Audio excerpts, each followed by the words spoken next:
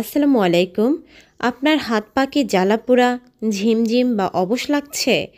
অথবা মাঝে মাঝে ইলেকট্রিক শকের মতো লাগে বা কেউ পিনের খোঁচা দিচ্ছে এমন মনে হচ্ছে? এমন যদি সমস্যাগুলো হয়ে থাকে তাহলে অবশ্যই আপনার নার্ভের সমস্যা রয়েছে। নার্ভের সমস্যা বোঝার আগে বুঝতে হবে নার্ভ কী। আজকের আলোচনায় থাকছে নার্ভ কী, নার্ভের রোগ কেন হয়, বিশেষ ৬টি খাবারের কথা উল্লেখ করব যা খেলে নার্ভের সমস্যা একেবারেই হবে না, প্রতিকারের চেয়ে প্রতিরোধী উত্তম। তো ভিডিওটি শেষ পর্যন্ত দেখুন, আশা করছি অনেক কিছু জানতে পারবেন। প্রথমে জানব নার্ভ কী। মানবদেহে স্নায়ুতন্ত্র বা নার্ভ অত্যন্ত গুরুত্বপূর্ণ।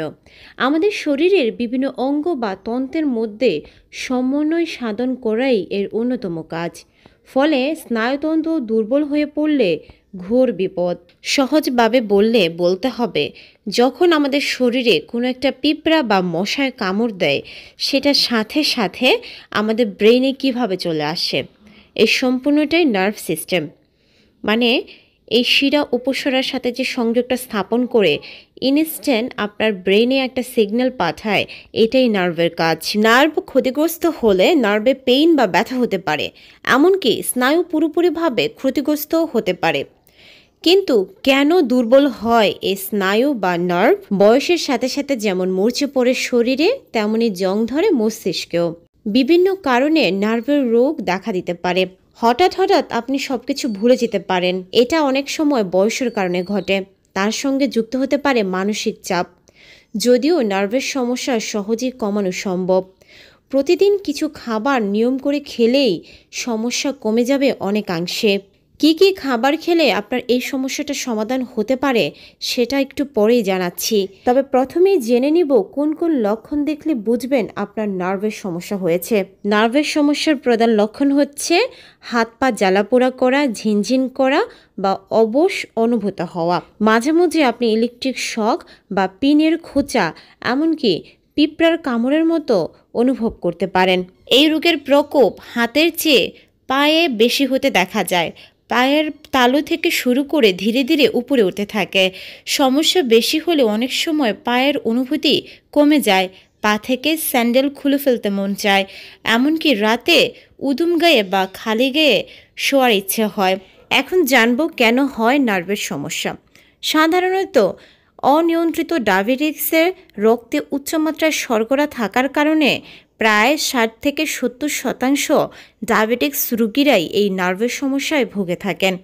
এছাড়াও ভিটামিন বি এর উপাদান, যেমন ভিটামিন B1, B6 ও B12, এছাড়াও ক্যালসিয়াম বা ভিটামিন ডি এর অভাবে পা জ্বালাপোড়া করা, ঝিনঝিন করা বা ব্যথা হতে পারে। এছাড়াও হরমোনের সমস্যা, অনিদ্রা, অনিয়ন্ত্রিত চলাফেরা, এমনকি দীর্ঘদিন ধরে অতিরিক্ত মদ্যপান বা ধূমপান করলেও ভারী ধাতু দূষণসহ আরও কিছু কারণে ক্ষতিগ্রস্ত হতে পারে স্নায়ু, যার কারণে নার্ভের সমস্যা সৃষ্টি হয়। এছাড়াও অ্যালার্জিজনিত কাপড় বা মোজা ব্যবহার করলে বা ত্রুটিযুক্ত জুতা পরলেও এই সমস্যা হতে পারে। পায়ের স্নায়ু বা নার্ভ আহত হলে বা চাপ পড়লে এই সমস্যা হতে পারে, তাই কমফোর্টেবল জুতা পরার পরামর্শ থাকবে। এছাড়াও মানসিক সমস্যা আক্রান্ত ব্যক্তির বা বংশ ক্রমান্বয়ে এই সমস্যা হতে পারে। তাছাড়া নারীদের কম বয়সে মাসিক বন্ধ হয়ে গেলে বা ইস্ট্রোজেনের অভাবেও এই সমস্যা হয়। এমন ৬টি খাবারের কথা উল্লেখ করব যা প্রতিদিন খেলে নার্ভের সমস্যা অনেকাংশে কমানো সম্ভব বা একেবারে হবে না বললেই চলে। তালিকায় প্রথমেই থাকছে পাতাযুক্ত সবুজ শাক, বিশেষ করে পালং শাক, ব্রোকলি, কলমি শাক। এগুলোতে প্রচুর পরিমাণের বি ভিটামিন রয়েছে, বিশেষ করে B12 এবং B9 মানে ফোলেট, যা স্নায়ু স্বাস্থ্য উন্নতকরণে বিশেষ কার্যকরী ভূমিকা রাখে। স্নায়ু স্বাস্থ্য উন্নতকরণে অন্যতম ভূমিকা রাখে বাদাম ও বীজ, বিশেষ করে সূর্যমুখীর বীজ বা বিভিন্ন ধরনের বাদাম, মানে আমন্ড, আখরোট, কাজু, পেস্তা বা নর্মাল চীনাবাদামও। এগুলোতে প্রচুর পরিমাণের ভিটামিন ই রয়েছে। এগুলো অ্যান্টিঅক্সিডেন্ট, যা স্নায়ুর প্রদাহ বা অক্সিডেটিভ স্ট্রেস কমায়। খাবারকে ভিটামিন ই সমৃদ্ধ করতে উদ্ভিজ তেল, মানে অলিভ অয়েল, সূর্যমুখী তেল বা যে কোনো ধরনের ভেজিটেবল অয়েল ব্যবহার করা যেতে পারে রান্নায় কিংবা সালাদে। তাই যারা স্নায়ুর সমস্যায় ভুগছেন তাদেরকে অবশ্যই প্রতিদিন 6 থেকে 7টি বাদাম খেতে হবে। এক্ষেত্রে কাঠবাদাম, আখরোট বা পেস্তা জাতীয় বাদাম খেলে বেশি উপকার পাবেন। তৃতীয় যে খাবারটি নার্ভের সমস্যা দূর করে তা হচ্ছে মাছ ও ওমেগা 3 যুক্ত খাবার। বিশেষ করে সামুদ্রিক মাছ, স্যালমন বা ট্রাউট এই ধরনের চর্বিযুক্ত মাছে ভিটামিন B12 আর ওমেগা 3 ফ্যাটি অ্যাসিড থাকে, যা নার্ভের সমস্যা দূর করার জন্য অনেক ভালো। তবে যারা সামুদ্রিক মাছ খেতে পারেন না বা মাছে অনীহা আছে, তারা চাইলে চিয়া সিড বা বাদাম খেয়েও এর চাহিদা পূরণ করতে পারেন, কারণ এগুলোতেও প্রচুর পরিমাণের ওমেগা 3 ফ্যাটি অ্যাসিড রয়েছে। 4 নম্বর যে খাবারটি খেতে হবে হোল গ্রেন খাবার। হোল গ্রেন খাবারকে ভিটামিন বি এর খনি বলা চলে। এটি নার্ভের স্বাস্থ্য রক্ষার কাজে অত্যন্ত কার্যকরী ভূমিকা পালন করে। তাই নিয়মিত আটা, ঢেকে চাটা চাল, ওটস, হোল গ্রেন খাবারগুলো খাওয়ার চেষ্টা করুন। তবে আবার সাদা ময়দা, সাদা ভাত এগুলোর মতো রিফাইন্ড কার্ব খেলে সমস্যা আরও বাড়তে পারে। পঞ্চম যে খাবারটি নার্ভ সুস্থ রাখে তা হচ্ছে ফল। কম বেশি যে কোনো ফলই অ্যান্টিঅক্সিডেন্টের সমৃদ্ধ খনি, আর এই উপাদান কিন্তু সরাসরি নার্ভকে সুস্থ রাখতে বিশেষ ভূমিকা রাখে, এমন তথ্যে উঠে এসেছে গবেষণায়। তাই নিয়মিত খাদ্য তালিকায় ফল রাখা জরুরি। তবে বেরি জাতীয় ফল বেশি খাওয়া উচিত।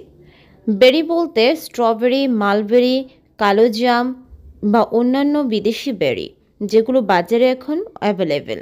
নার্ভের সমস্যা দূর করতে 6 নম্বর যে খাবারটি ভূমিকা রাখে তা হচ্ছে রেড মিট বা লাল মাংস।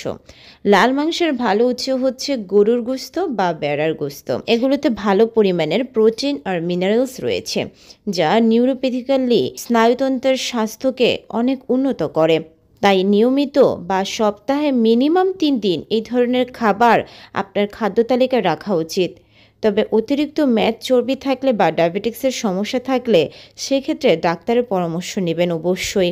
এখন জানব কি পরীক্ষার মাধ্যমে নার্ভের সমস্যা চিহ্নিত করা হয়।